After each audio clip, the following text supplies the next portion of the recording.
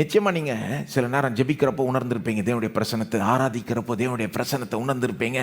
சில நேரம் அப்படியே உங்களுக்கு முன்பாக பரலோகமே திறக்கப்பட்டிருக்கிறது போல நீங்க ஒருவேளை உணர்ந்திருக்கலாம். அப்படிப்பட்ட அனுபவம்லாம் உங்களுக்கு இருந்திருக்கலாம். நான் சொல்றேன், நமக்கே அப்படிப்பட்ட அனுபவம் இருக்க முடியுமானால் சிலருக்கு அது இருக்க முடியும்னா, இயேசுக்கு எப்படி இருந்திருக்கும்? 33 வருஷம் அவர் அந்த பூமியில வாழ்றப்போ தேவனை பிரியப்படுத்தி வாழ்றார். இவர் என்னுடைய நேசகுமாரன், இவர்கள் நான் பிரியப்படுகிறேன் சொல்ற தகப்பன் அவருடைய பிரசன்னத்தை எப்படி எப்படி வெளிப்படுத்தியிருப்பார். இயேசு ஜெபிக்க போறப்போலாம் நான் நினைக்கிறேன், அதனால தான் அவர் ராவெல்லாம் ஜெபிச்சுட்டு இருக்காரு. சில நேரம் ஜெபிச்சாகணும், ஆல் நைட் ப்ரேயர் ஜெபிச்சு கண் விழிச்சு அப்படி கிடையாது. இயேசு ஜெபிக்கிறப்போ நான் நினைக்கிறேன் அவர் என்ஜாய் பண்ணியிருப்பாருன்னு.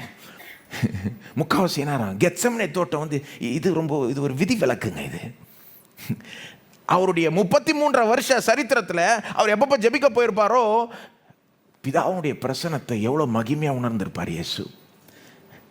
அவர் போகிறப்போலாம் பிதா அவரோடவே இருக்கிறத உணர்ந்திருப்பார். பரலோகமே அவருக்கு முன்பாக திறக்கப்படுறத உணர்ந்திருப்பார். ஆனால் கெத்செமனே தோட்டத்தில் அவருக்கு ரொம்ப தேவைப்படுற நேரத்தில் அவருடைய பாடுகள் தொடங்க போகுது. அங்கே போகிறாரு. நீங்கள் மத்தேயு, மார்க், லூக்காலாம் வாசித்து ஒன்றா சேர்த்து பார்த்தீங்கன்னா எப்படி வருதுன்னா, அவர் போகிறாரு, அங்கே அப்படியே தரையில் விழுகிறாரு, முழங்கால் படியிடுகிறாருன்னு வருது. அப்புறம் இன்னொரு சுவிசேஷத்தில் முகம் கொப்புற விழுகிறாருன்னு வருது, கதறாருன்னு வருது எபிரேயரில்.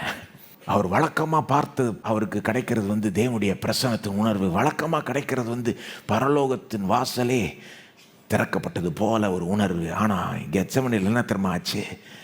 அவர் போகிறப்போ பரலோகத்தின் வாசல் அல்ல, நரகத்தின் வாசலே அவருக்கு முன்பாக திறக்கப்பட்டு அதை பார்க்குறாரு. அவருக்கு வரப்போகிற நரகத்தை பார்க்குறாரு. தேவனுடைய பிரசன்னத்தை அவரால் முன்ன மாதிரி உணர முடியலங்க. கெத்செமனே தோட்டத்திலேயே சிலுவையில் தேவனால் கைவிடப்பட போகிறாரே, அதனுடைய முன்ருசி இங்கேயே தொடங்கி விட்டது. அதனால தான் இங்கேயே அவ்வளோ மனவேதனைப்படுகிறார். எந்த இரத்த சாட்சி இப்படி மரிச்சிருக்கிறாங்க? நீங்கள் இரத்த சாட்சியினுடைய மரணத்தெல்லாம் போய் வாசித்து பாருங்கள். ஸ்தேவான் எப்படி மரித்தார்? ஸ்தேவான் மரிக்கிறப்போ அவர் கல் எறிய போகிறாங்க.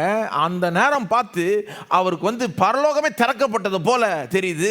இயேசுவே அங்கே நின்று கொண்டு அவரை வரவேற்கிறது போல தெரியுது ஸ்தேவானுக்கு. அப்படிப்பட்ட இயேசுனுடைய மகிமை அப்படியே பார்க்குறாரு, அந்த பிரசன்னத்தை உணர்றாரு. நீங்கள் இரத்த சாட்சியினுடைய மரண சரித்திரத்தெல்லாம் போய் வாசித்து பாருங்கள். நிறைய பேர் அப்படி சொல்லுவாங்க, கரெக்டாக அவன் உயிரோட எரிக்கிறப்போ தான் தேவனுடைய பிரசன்னத்தை உணர்ந்து அப்படின்வாங்க. அதனால தான் அவங்களாம் தைரியமாக போய் மரிக்கிறாங்க. ஏன்னா அவங்களுக்கு தேவனுடைய பிரசன்னம் அவ்வளோ அருமையாய் வெளிப்படுத்தப்படுகிறது. அவருடைய மகிமை அங்கே தான் ரொம்பவே தேவன் அவர்களுக்கு காண்பிக்கிறார். இயேசு அப்படி மரிக்கலைங்க, தேவனால் கைவிடப்பட்டு மரிக்கிறார். என் தேவனே, என் தேவனே, ஏன் என்னை கைவிட்டு